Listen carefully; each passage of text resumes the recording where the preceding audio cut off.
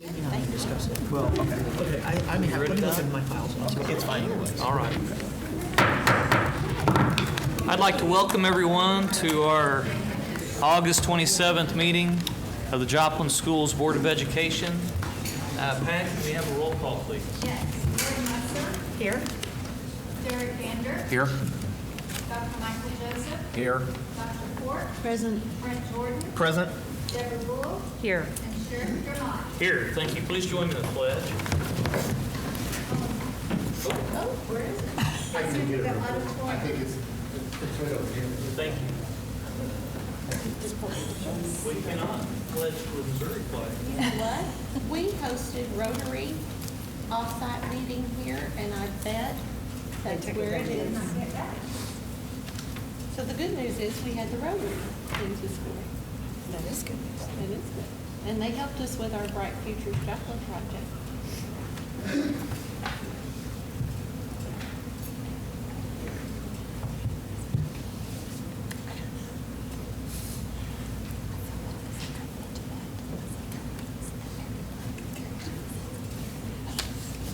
Yay! Eric to the rescue.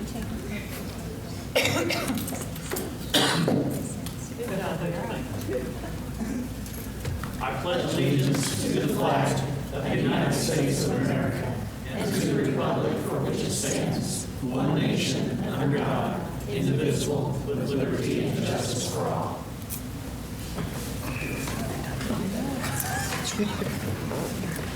Has everyone had an opportunity to review their agenda?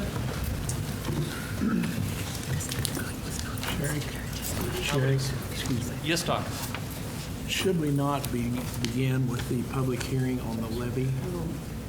Yes, we can do that. I apologize. Thank you. And then we will yes, Dr. end that Langford. and then go into the meeting there. I appreciate that. Yes, Dr.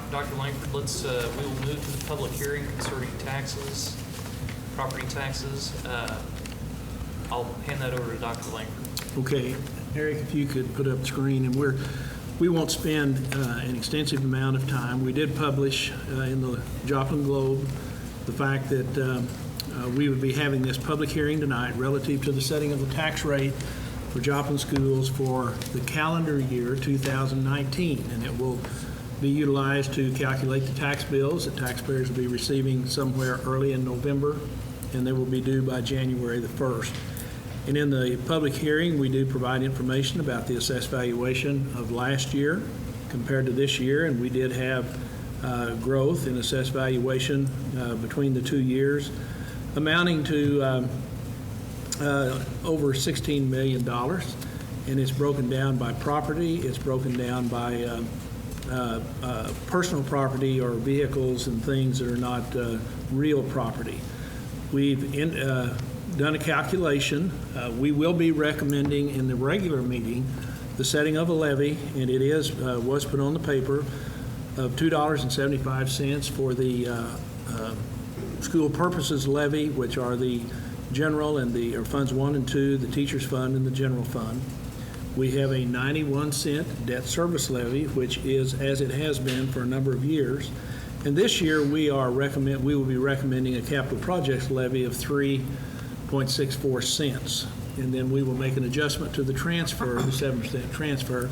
Without going too technical, it's to the district's advantage to reduce local effort and, in state funding. And so it's to our advantage to do that.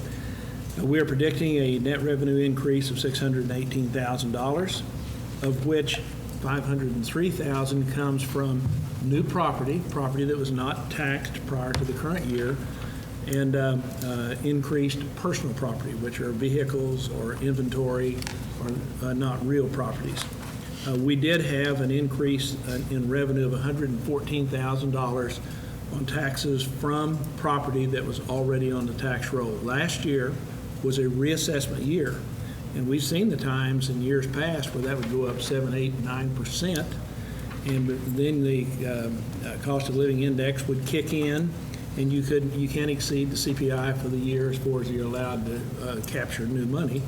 But we had a very, very modest increase. In fact, the total increase of the assessed valuation of property that was on the tax books was 0.3%. So at the end of the day, of the new money that's being generated, 18% is from increased taxes on existing property, and if you spread that out over $900 million in assessed valuation, that's very negligible amount. I will just very quickly, we do get a copy, and we provided this information. It's accessible on the line for anyone in the audience if you've not seen it, but here's a statement from the Jasper County Clerk. If we lost that. But we do get a statement from Jasper County, and of course that's, in addition to that, we will have Newton County that comes in. We add the two together, and then every year the State Auditor's Office is very proficient. That's not the one, Eric. This should be in the agenda. Yeah. It's at the top. Yes. Yeah, that's what I was. Yeah, and then that'll be down in the action item. We'll get there later. But anyway, the State Auditor's Office actually recreates, and the interesting thing is, what we get from the Assessor's Office in the summer, in October, is probably going to be a little bit different because it's always changing. And so the State Auditor gets that. They send us that information, and that's where we begin our work. And then we input all of the information that we get from the counties. And we had an interesting thing. We had 3 corrections we had to make this year because of some errors that were made. Those things happen. And then they come back and say, this is what we have calculated you could have as your tax rate. And actually, we levied last year $2.78.64 cents, but really it should have been $2.79.28, and that's because of corrections that were made. So then we would be allowed to recapture that if we wanted to.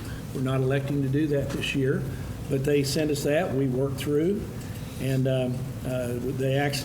we input the data, it combines it into the calculation sheets, and I have my own spreadsheet. I look at their spreadsheet, and when I get them both saying the same thing, I'm feeling good about where we are. And so at the end of the day, they come up and say, we're going to calculate your taxes, and we match what we're recommending. And we're also going to recalculate what your ceiling levy is, and we'll talk a little bit more when we get to the action item. And they're going to say, this is what your debt service could be. In each case, we are recommending for this year for operating and debt service the same amount as was levied last year. But in each case, it is lower than could be levied if the board chose or saw the need to increase that. And so at this point, Mr. President, the appropriate thing to do, I know this is very hurried, but it's here, and we'd be glad to elaborate more if people have more specific questions. But if the public, this is the opportunity for the public, if they have questions, to ask questions. Thank you, Dr. Langford. Does anybody on the board or from our audience have any questions for Dr. Langford concerning our tax levy issue?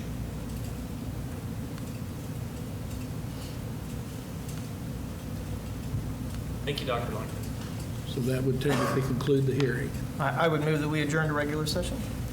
I'll second that. Thank you, Brent. Thank you, Derek. I assume that is required. I have no idea. Those are separate. Very good. Thank you for doing so, Brent and Derek. It's been moved and seconded. Please vote. Yes. Yes. Yes. Yes. Yes. Yes. Yes. That takes us back to our regular session, and we're back to the approval of our agenda. Has everybody had an opportunity to review their agenda? Yes. Do we have a motion to approve? So moved. Thank you, Derek. Second. Thank you, Mike. It's been moved and seconded that we approve our agenda as presented. Please vote. Yes. Yes. Yes. Yes. Yes. Yes. Yes. That takes us to celebrations.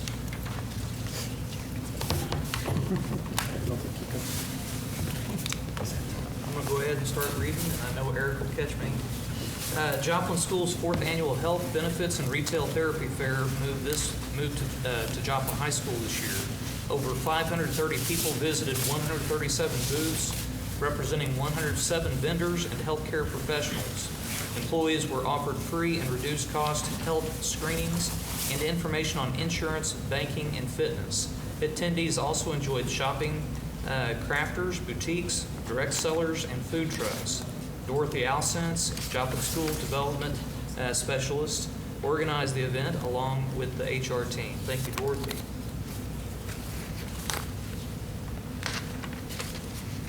Class of 2023. The freshman class of 2023 attended orientation in early August. The Fusion Student Organization led the event. Fusion is designed to welcome freshman students into the high school and support them on the start of their 4-year journey. Freshmen met with their Fusion mentors, transitions teachers, and classmates. They toured JHS, picked up tips on the transition to high school, and enjoyed a free lunch.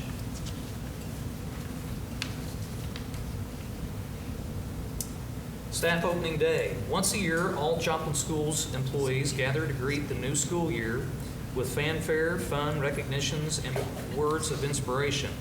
This year, recognition was given to the JROTC, all departments and staff members for years of student service. Words of inspiration came from Teacher of the Year, Lauren Curtis, and Major General Donna Martin. Good stuff. Back to school. It is that time of year. Joplin Eagles returned on Thursday, August 15th, to schools and classrooms that were organized, decorated, and full of excitement for the upcoming year of learning and growth. Warm welcomes and reunions were evident at every campus.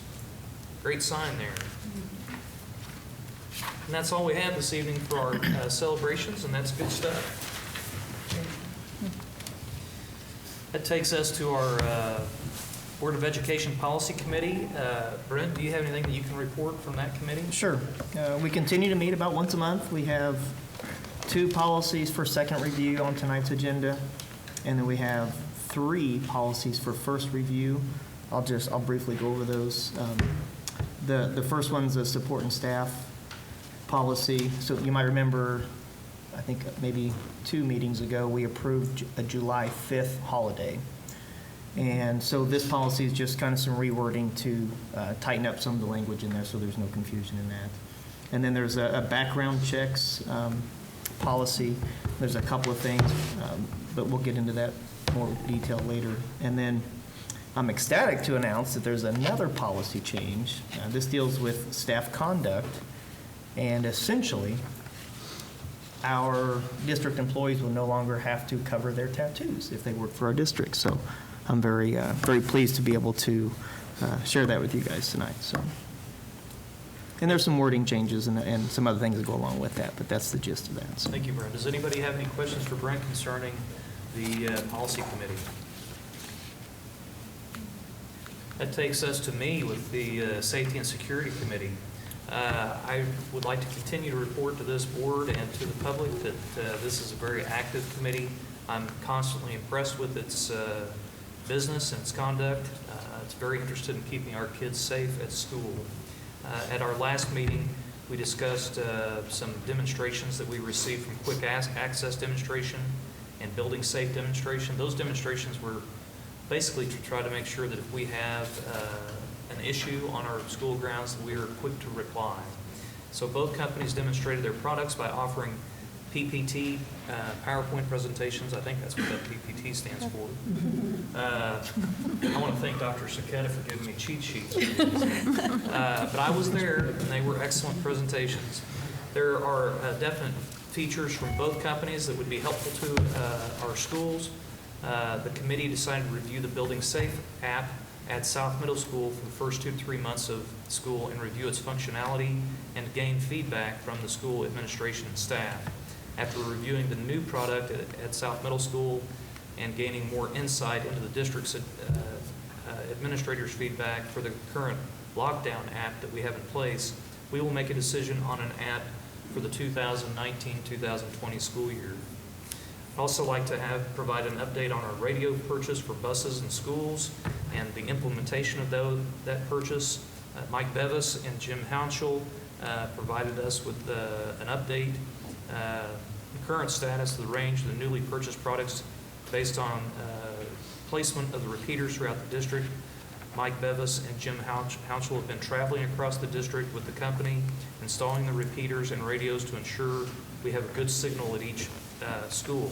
That was an issue that we discussed openly in our last meeting, and I'm happy to report that they are very confident in what their preliminary tests were providing us.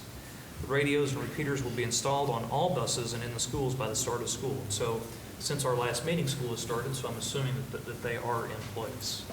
Some of them are in place, and it's still a work in progress. Still a work in progress. They're using double radios until they can go back to the new radio. Okay, thank you, Doctor. A little bit late. Okay. It's happening. But it's happening. Another item that we also discussed that was crossing guard handbooks and a video. Gosh, was that at our last meeting or the one before that? Man. Again, that's a very active group, and so we're trying to make sure that our crossing guards are educated on the services that they perform. If there's anybody in the public who'd like to help the Joplin schools as a crossing guard, we'd invite you to come in and be trained and take an active role. I think that you get a kick out of it. So I think there's a lot more work to it than what you might think. Mm-hmm. So that's the Board of Education, Safety, and Security Committee report. Does anybody have any questions? Be happy to answer them. Takes us to the finance, salary, and benefits. Would Brent or Mike like to take that? Or I can either as well. It doesn't matter to me. I think Dr. Langford basically said what we talked about in Yeah. the meeting. It was about the tax rate. Yeah, that was the purpose of our last meeting, which I believe was last week, if my weeks aren't running together too much. We discussed the tax levy that Dr. Langford went through tonight. That takes us now to item 2, which is the superintendent's data report. Okay, and I have a special one initially, and we have a guest with us, which is, I believe, Kayla Moore. Kayla? So if you would like to join me, I'll come across and join you. How about that? You might notice that Kayla is carrying a very large red bag, if you see this here. And I was sent some talking points, so if I may, I'd like to recognize Freeman Health, because Freeman Health was the local sponsor and responsible for us getting this big red bag. And what this is a CPR kit. And as you know from some curriculum updates we've had in the past, we are now teaching CPR to all of our high school students, and we are doing that through our transitions class. And about 90% of people who suffer out-of-hospital cardiac arrest die. CPR, especially if performed immediately, can double or triple a person's chance for survival. Each year, over 350,000 out-of-hospital cardiac arrests occur in the United States. Statistics prove that if more people knew CPR, more lives could be saved. The American Heart Association and our local sponsor, Freeman Health, want all students and educators to learn CPR, putting more qualified lifesavers in our community. The kit contains everything needed to train 10 to 20 people at once in CPR. And during our transition class times, they will now have, in addition to the videos that they watch, they will now have a mannequin with which to practice. So we'd like to thank you. And is there anything else you would like to share with I think the that group? covers it. Yeah, Freeman, this was part of a sponsorship they had, and they chose the Joplin School to donate this to. So it has the Freeman logo on it, and then American Heart Association, of course. Thank you all. Thank you. Thank you very much.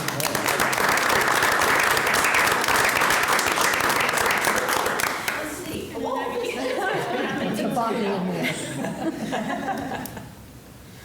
Thank you so much. Thank you. Okay. I will put this right over here on my desk. Yes. And I will get my weightlifting workout for that. Justin, it's your job to carry that. I'll take the elevator. Now we know where Barney is. Okay, and that brings us to health and dental plan update. Again, very pleased with the reports that Shelley does for us each month, and I think we've made them very readable, and you can go through and really see what's happening. The health plan continues. If you go back and look a year ago, we did increase our fund balances, even though we decreased the amount of the inflow of revenue. We did engage a reduced premium rate October 1st last year, and so as a result, if you look back at the month a year ago, we received more income than we did. and it's doing what we thought it would do as far as leveling out. Now, when we look at it next month, I will tell you, based on just the preliminary payments that we've made the last 2 weeks, we had some major claims that have come in, but overall, the health plan is performing as we expected, and our intent was not to build great resources, but to stabilize the resources we have. And then, obviously, we'll have to monitor, and maybe in the years to come, modifications have to be made, but at this point, we're very pleased with it. If you have questions, I'd be glad to respond. But again, that we tried to craft something you can look at and see what better than what we try to tell you.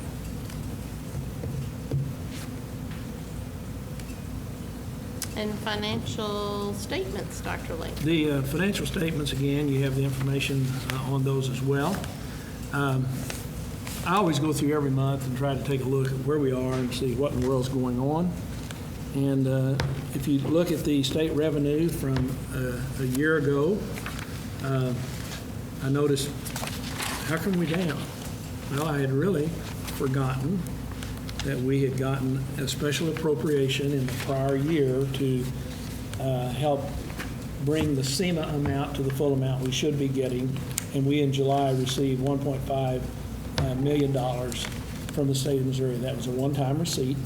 And then also our SEMA monies came in last year over $4 million, the state's portion of the money coming in. So I just want to point out to you, as you look at the state this year, we're going to lag last year simply because we're not getting that $5 million plus of one-time money. So when you look at the revenue, that's always that'll show up throughout all of this current fiscal year.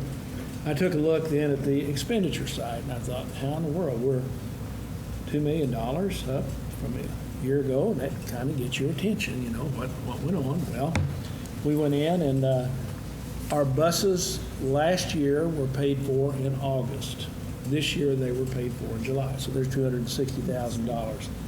This year, because of the board's action, and I told Carrie and I told David, one of the things that I'm most pleased with, that I encouraged them to get their plan together for capital outlay, and I got, the board, we want to do this in February. We can't wait till June. We've got to be planning so when school's out, we can maximize the summer. We had this year some significant expenses in air conditioning that we did this summer. If you remember, we replaced the Junk Stadium turf. And so we had some larger expenditures that will not be reoccurring this year. And then one other thing is we had some insurance premiums that got paid. Last year we were negotiating on the price, Carrie can remember, and because Joplin is not a sought-after business because, quite honestly, the destruction that it had in 2011, there are companies that look at this, and we're kind of right in the midsection. And so we had really a struggle of getting a bidder. So by the time we got the bids ready, we did not get the insurance for facilities, which is $300,000, 300 plus, close to $400,000 paid until August last year, and it was paid in July. So when you take those big ticket items, that pretty well makes the difference. So, so far, very comfortable with where we are, and those are the reasons we're out of balance in expenditures, and we look at our revenue all year, we will be under balance in the state, comparatively with last year. So if you have questions, shall we answer? My department, it's been a long night. But they made some really significant things that needed to be done, and we accomplished what we wanted to accomplish by getting started early. Well, and you absolutely spend it within budget, too. Oh, yeah. And we're constantly looking, there's some things we have on the burner now to try to be more effective and especially more efficient with our dollar. So we got 2 or 3 things, and Dr. Moss and Dr. Langford and I are working on right now, so hopefully it'll come to fruition. Thank you, Dr. Langford. That brings us to our public comments regarding agenda action items. And this evening we have Glendola Flake with us. Ms. Flake, if you'll approach the podium, the standing microphone over here. Please give your name and address. Please do not identify any district personnel or student by name or by any other identifiable information. How do you get this information? Yes, you may.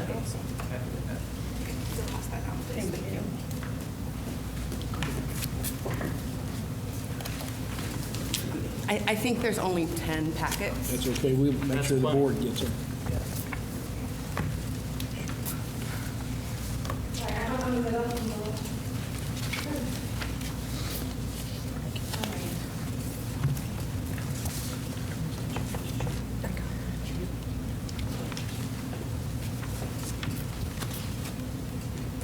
Hi, everyone. My name's Dola Flake, and I am a local of Joplin. My daughter attends South Middle School, and I am here to discuss related to the discrimination harassment policy as listed on the agenda. So in the packet, you'll find on the front, it kind of just tells you what's in there. The first thing that I put in there was my resume. I am not only a concerned parent, but I am a diversity and inclusion consultant. I've done a lot of work in this community. I have no reason to stand before you and give you anything untruthful, as I've worked my entire adult life to build the relationships that I have. Tendency has been that I am not being heard by our local school system.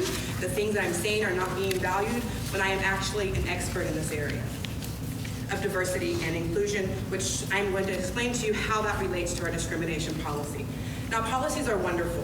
It is good to have them in place. However, if we do not have practices and processes that support those policies, that also respond appropriately when those policies are not followed, then the policy itself becomes invalid. I had a personal experience recently where my daughter was at the school. Many policies were not followed. She was discriminated against in many ways. She was illegally investigated by the police. Most of you, I have sent requests to follow my page, Diversity with Dola. If you'd like to know what the community is saying about this event and this call to action, please follow that page on Facebook. So in my personal experience, I was able to sit back. I didn't reveal my area of expertise. I wanted to let people act as they usually do. And what I found was incompetency in the compliance process. At the end of the process, the investigation, I wasn't even told if they felt the process used was appropriate. When I initially claimed discrimination, the first response to me was, well, did your daughter feel she was discriminated against? Because that's what matters. There seemed to be no sense of understanding that oppression and discrimination can be happening beyond a 12-year-old's understanding. I found policies not being followed, social workers and counselors not being called at the appropriate times. I found lack of transparency. I was told because it was a personnel issue, there was no information they could give me on their findings of their investigation. And I also, there was no accountability to the parents. My daughter was also given an inappropriate action as described as the behavior, and then I believe overpunished. She had never been suspended, was given the maximum punishment. So I'm gonna wrap this up as far as my personal experience and tell you, and so as a result of this, I started this call to action. What you'll find in your packet, you will find, again, my resume, but also statements from students. This was a training that I did with about 100 students from our region that were at the high school junior and senior level, and they were asked to talk about different experiences of discrimination that they had had. So you'll be able to read this is just a snapshot. I couldn't put everything in there, but just some of those statements that were made by students to really show that though we have these discrimination policies in place, they are not effectively preventing discrimination, and people are not effectively responding to the acts of discrimination, harassment, and things that are happening. You will also find statements from parents. I put a video up telling my story just about a week ago. It has been viewed 2,200 times and shared over 120 times on Facebook. So people in our community care what's happening around diversity and inclusion. Again, like my page and you'll have an idea about what's going on with that. So in addition to that, you will find letters of support from the community, most of them being organizations who represent vulnerable populations. In our society, we have disparities of outcomes for many different identity statuses. We cannot pretend that in Joplin we are immune to falling into the pitfalls that cause these disparities. I'm here to tell you that as a diversity professional that my experience was one of discrimination, oppression, and it resulted in significant psychiatric care needs between me and my daughter. Now, I'm not going to be the one to move this forward because I'm bringing litigation against the schools, but I can tell you that there are organizations. There are all of those that are listed there will be interested parties as we continue to have discussions around diversity and inclusion. Now, discrimination, we don't have the professionals internally to really assess our climate, to teach us how to make sure that we do not fall into those pitfalls of disparities. We need to hire professionals. This is a trend across the nation that schools, organizations, communities are being intentional and proactive to address these long embedded issues. Racism, sexism, homophobia, all of these things that we see, we have a policy in place about discrimination, harassment, and all of these things. We need professionals to come in, to train us, to teach us, to show us the steps, the processes, and the practices that are going to make us more inclusive so we have environments that our children feel welcome, heard, and protected in. Because right now, that's not happening. And you will find a list of stories from parents that claim the same story that I tell you today, that their child was discriminated against in very similar ways. And let me tell you, it's astounding to find out that almost all of them are children of color. We have a problem in our school system, and I'm believing that you as the school board are here because you love and care about our children, and that you will continue these conversations because they are so incredibly important. So I thank you so much for your time. I thank you for hearing a little bit about my story. You'll continue to hear more about it. It's a very disturbing one. The last thing I want to say is during this process, a member of your administration repeatedly stated that my daughter was not interrogated by the police about the incident. Repeatedly stated it. He said it in front of Dr. Gilbert. He said it in front of other administration. He said it in front of his staff. He said it in front of GFS. He said it in front of my mother, who's here in the room today. He said it at a meeting, but I got to call him on it when I pulled out the police report that completely contradicted what he was saying. You have administration that lacks integrity and care for your students. Thank you for hearing me.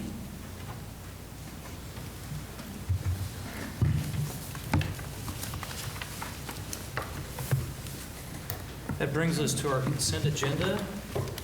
Do we have a motion to approve our consent agenda? So moved. Thank you, Derek. Is there a second? Second. Thank you, Doctor. It's been moved and seconded that we approve our consent agenda. Please vote. Yes. Yes. Yes. Yes. Yes. Yes. Yes. Brings us to our regular agenda. Dr. Langford, we're back with you to set our tax levy. Okay, Eric, can we throw that up on the screen? Again, we just begin this with, can I advance this? Okay, thank you. What you have is what we began the last discussion, or that I presented, which is the notice that was published. What we have here is that document, and we blew up the part of the document to show you that the ceiling levy in the operations is $3.13.51. So that is an amount that could be being levied by the school district. And so this is not a calculation. We did the calculation and come back, but actually the state auditor has to agree with our calculation. And if you went to Jeff City and looked at that document, that's what you would find that they generate. So to us, that's critical information.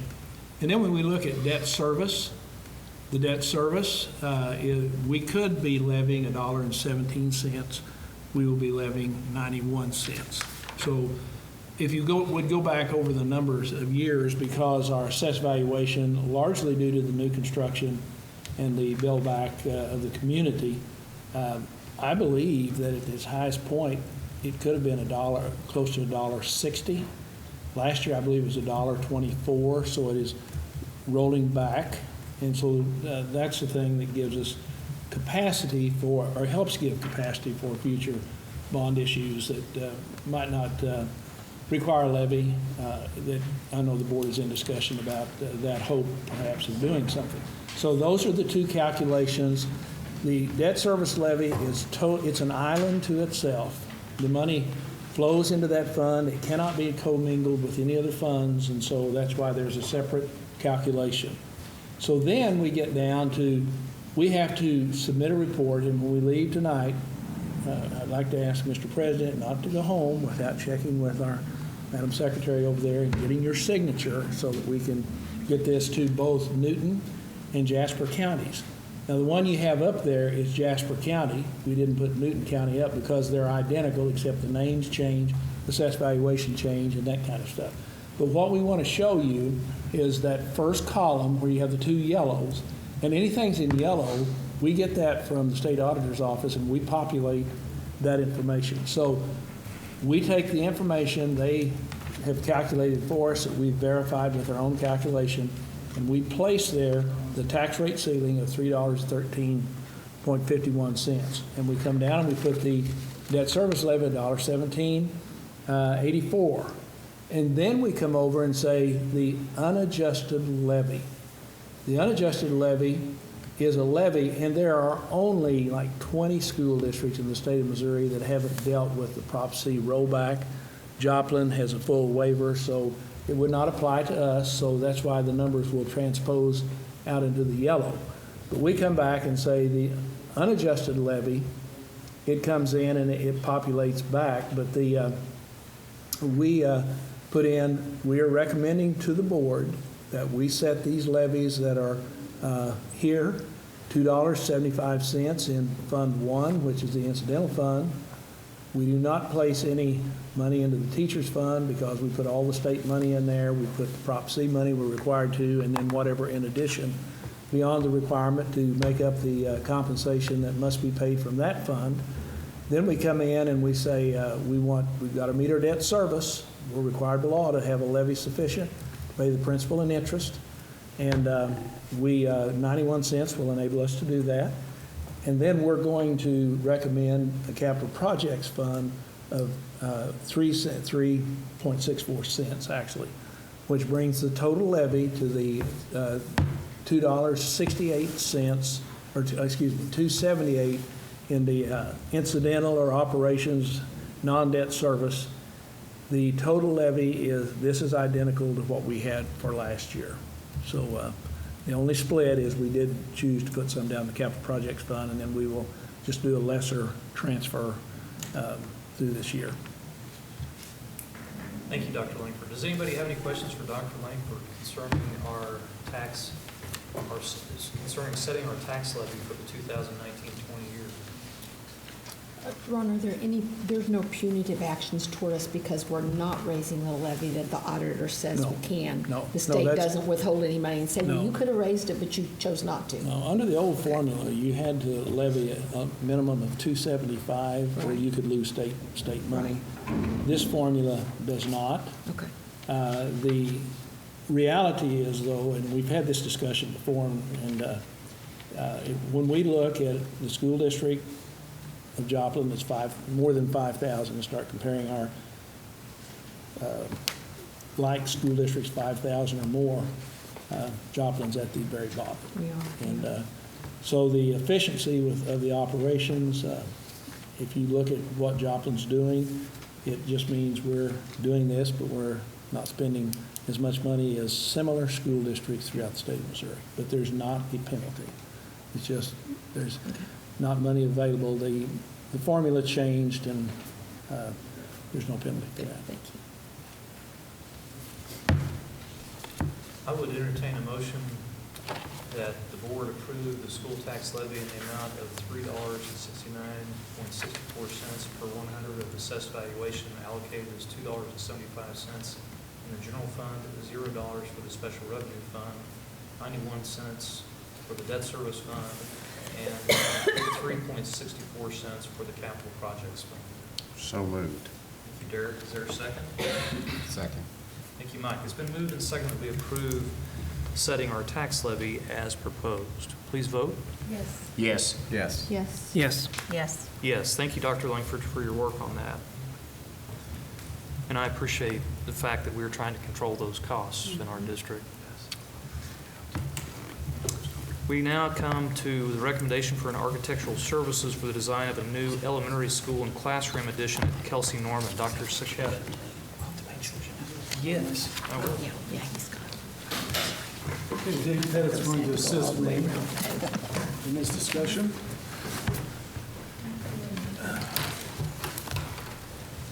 Thank you. What we wanted to talk to you about tonight was the first action, which Short was one. after you made your decision to go ahead forward with the bond issue and look at closing two schools and combining into one. We obviously need an architect, and we also need an architect to help us remodel Kelsey Norman Elementary.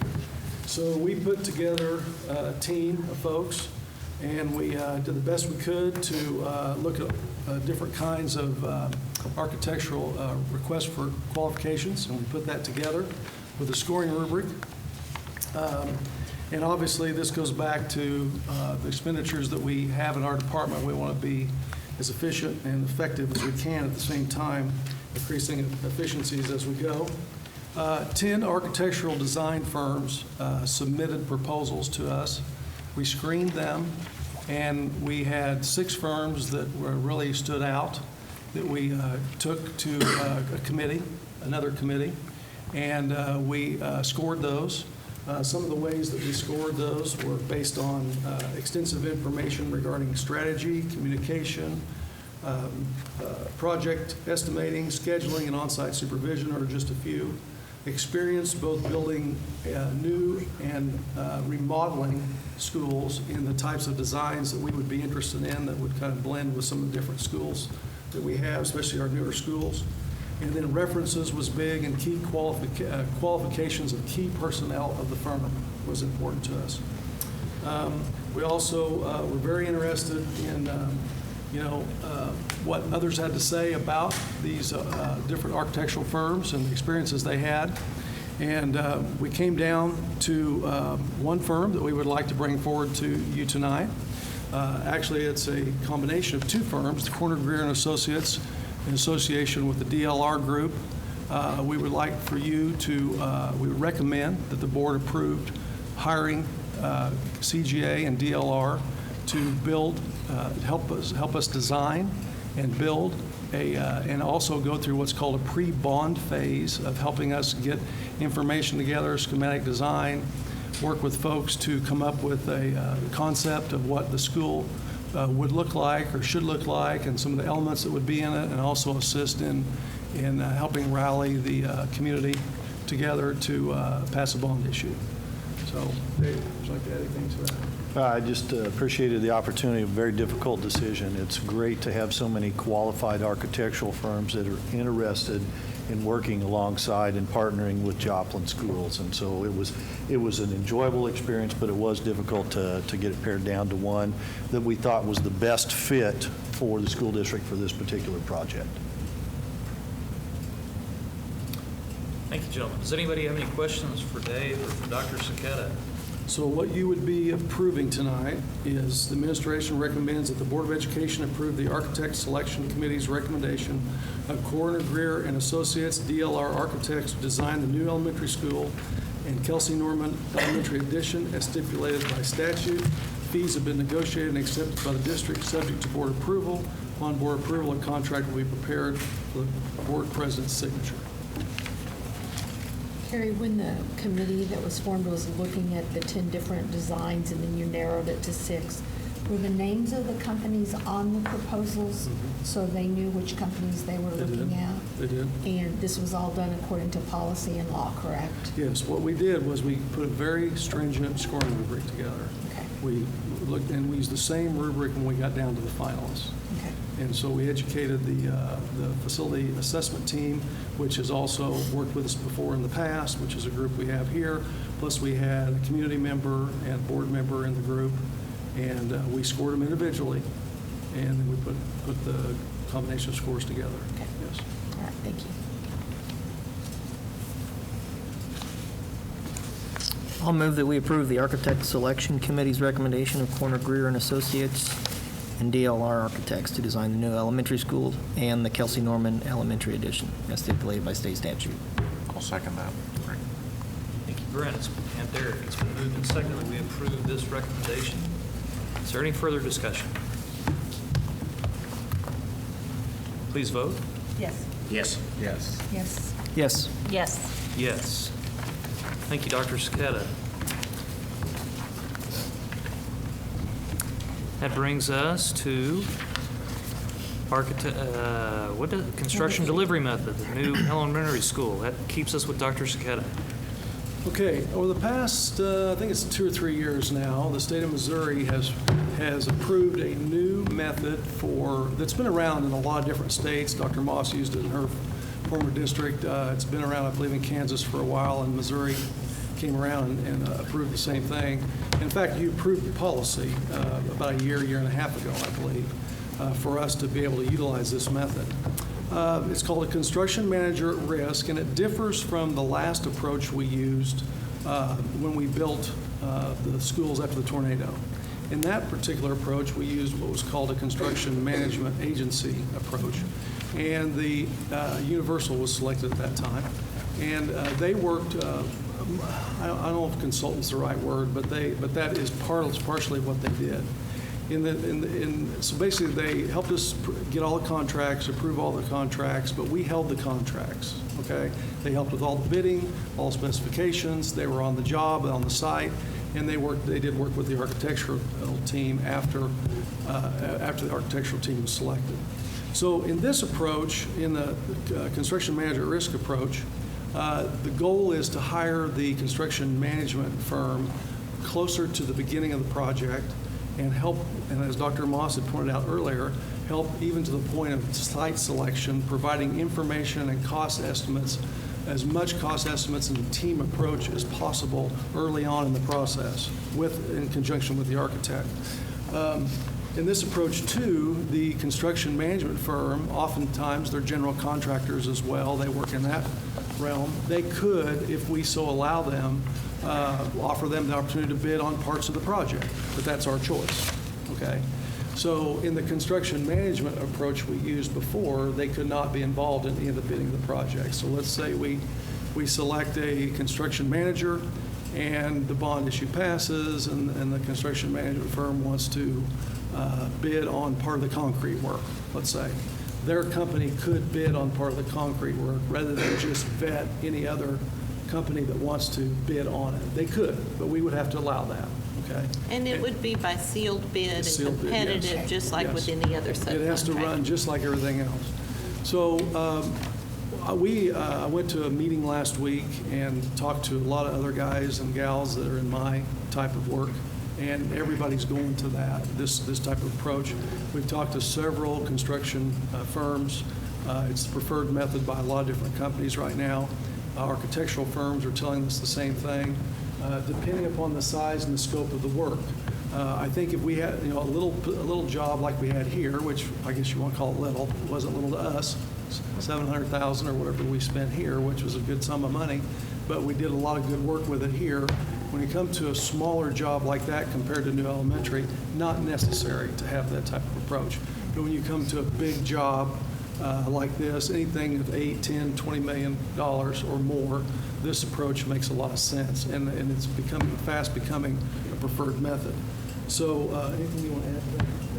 Well, the thing that I appreciate about this is the fact that early on, we will have a construction management firm, an architectural firm, as well as us as the owner, to begin the design process, because they will help us, I believe, avoid some of the pitfalls or expenditures that we may have, hopefully, fewer change orders. And so, which I'm sure you all will appreciate, but I think it will be a fantastic way for us to vet this new process and to put it to work for us. I think it can work, as I've had it explained to me, it's like a stool with 3 legs, each of those carrying their own part, so it'll be a balanced project. Yeah, and I think the fact that the construction manager at risk will carry the contracts, it's on them. That is a big deal.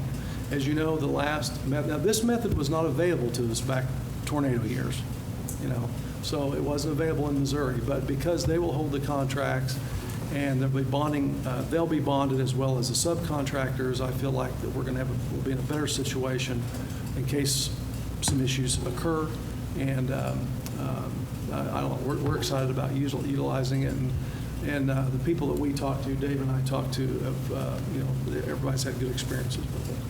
Of course, we got to select the right construction manager. Right, just throw in one thing. Yes. One similar thing that helped me grasp. You remember what we went through about hiring a person to look after our health plan?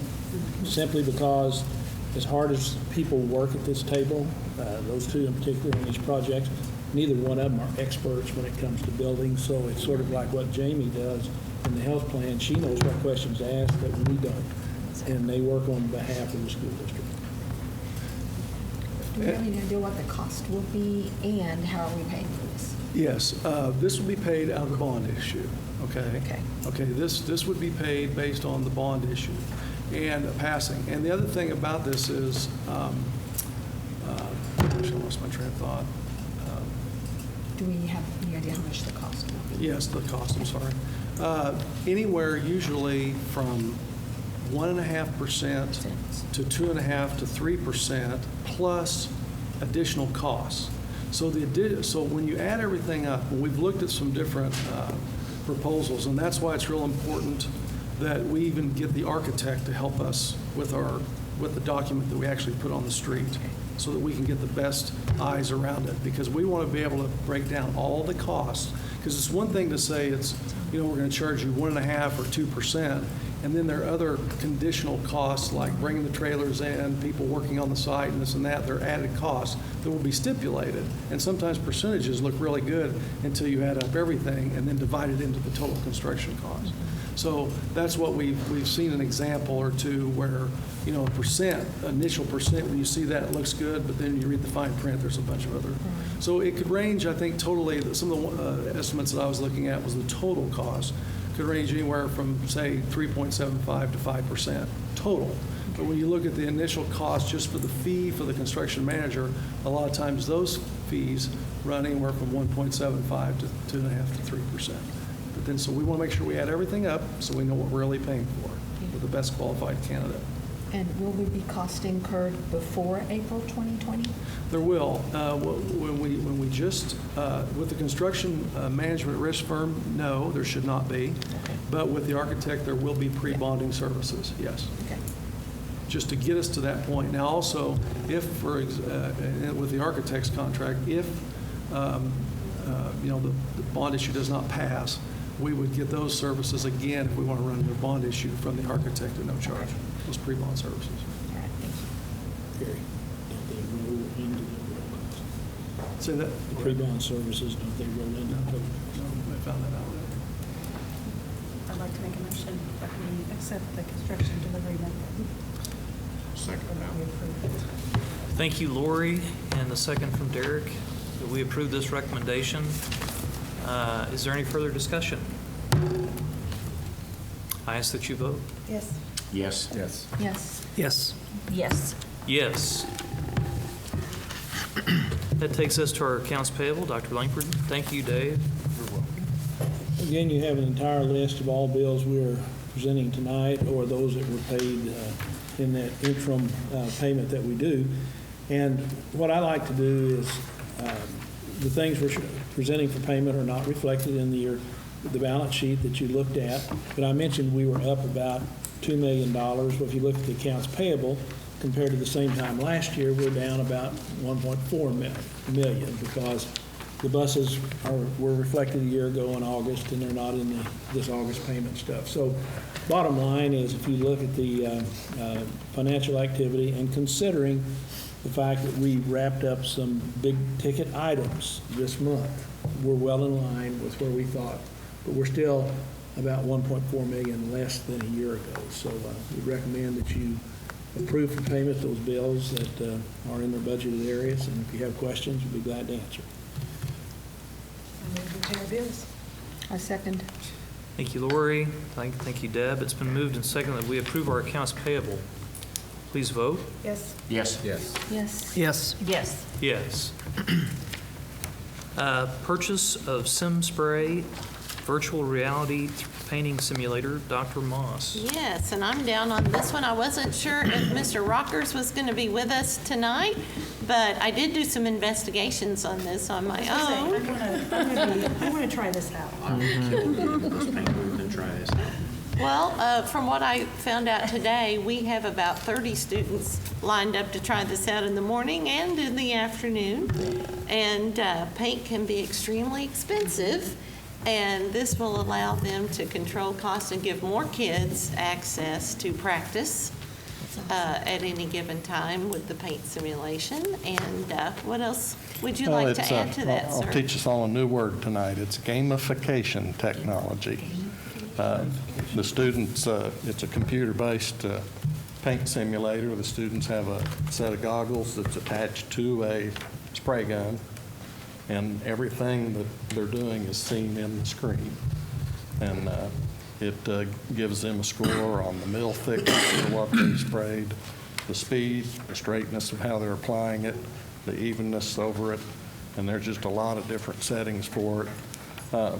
A lot of the industries, not just educational agencies, but people in the industry have used it to train more employees, get more employees up to speed with the proper techniques on painting without the cost of the material, because the cost of automotive paints and those kind of things is very expensive. And in a typical year in a shop, we don't paint every day as we bring different things in, and not every kid gets a chance to always paint. So this will give us a chance to get more kids exposed to it, get more experience, and help prepare them better for the future. So, Have you gotten to use it? I haven't had one on. Our instructor has, and that this is a new version that they have. One thing about the collision program, for about 8 years, it was taken off of the eligible programs for state enhancement grants, and it just came back on it 2 years ago. And, this is a $34,000 piece of equipment, but approximately 75% funded by the state. Prior to this year, or prior to 2 years ago, we'd had to pay the full amount to have been able to do it. So it's benefited us to wait. They've also got the new version out, and I know our instructor has seen them at several occasions. There's only about 2 different ones made, and the other one is more of a 2-dimensional. This is a 3-dimensional, and we have the virtual reality welding simulators too, and which is another way of training students without having to burn so much material and use so much material. So this will allow us to serve a lot more students and give them some experience. Now, do they go through and you're actually adjusting the gun and seeing what the gun looks like? It has different adjustments for them. You get a chance, there's a video on it. It's just SimSpray 3.0.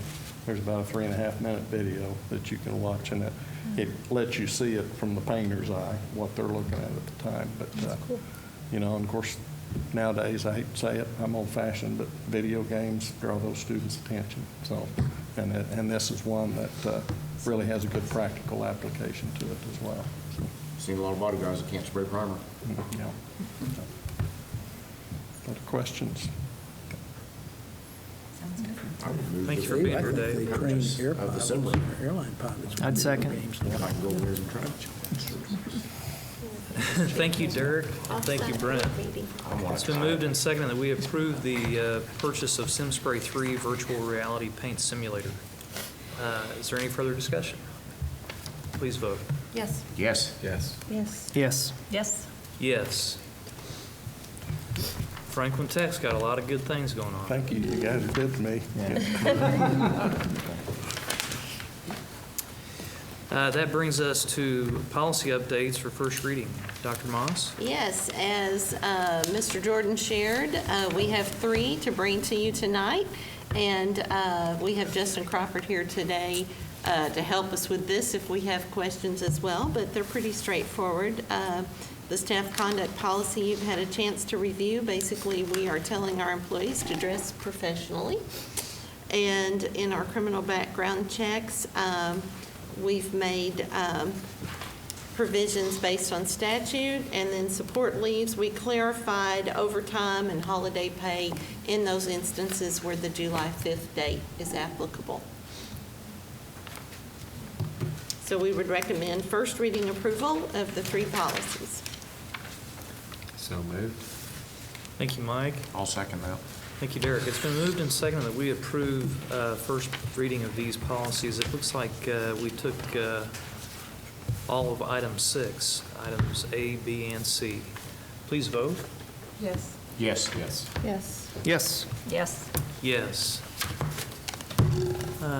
Dr. Moss, that brings us to our plus deltas this evening. Well, I do have some pluses. I think it starts with the tone of our tax rate hearing, that we are wanting to be good stewards of our taxpayer dollars, and even though the board could choose to raise the levy higher, there's a commitment to leave it the same this year, and I think that's important as we move into April when we consider a no tax increase bond issue.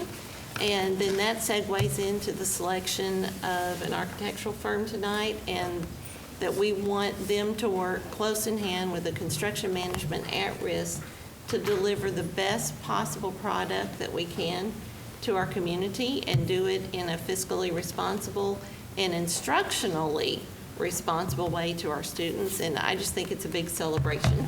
And I'd like to applaud Dave and Carrie and how well they were prepared to explain construction management at risk, because they haven't had experience with that yet. And even though I had in Arkansas, we wanted to make sure that we were providing accurate information to how Missouri interprets that. And I was very impressed. Thank you, Dr. Moss. Does anybody have any other pluses or deltas? I want to say plus to you guys for hands-on CPR training for all of our high school students. That's awesome. And thank you, Freeman. And plus to Dave and his team for writing that enhancement grant. Yes. Absolutely. Good stuff. I'd entertain a motion. Would you entertain a motion to adjourn? Well, I'm just going to ask. So moved. Thank you, Derek. Second. Thank you, Mike. It's been moved and seconded that we go ahead and adjourn this fantastic meeting. Please vote. Yes. I guess. Yes. Yes. Yes. Yes. Yes, a lot of unanimity this evening. Yeah, good luck. Remember me. What were you doing?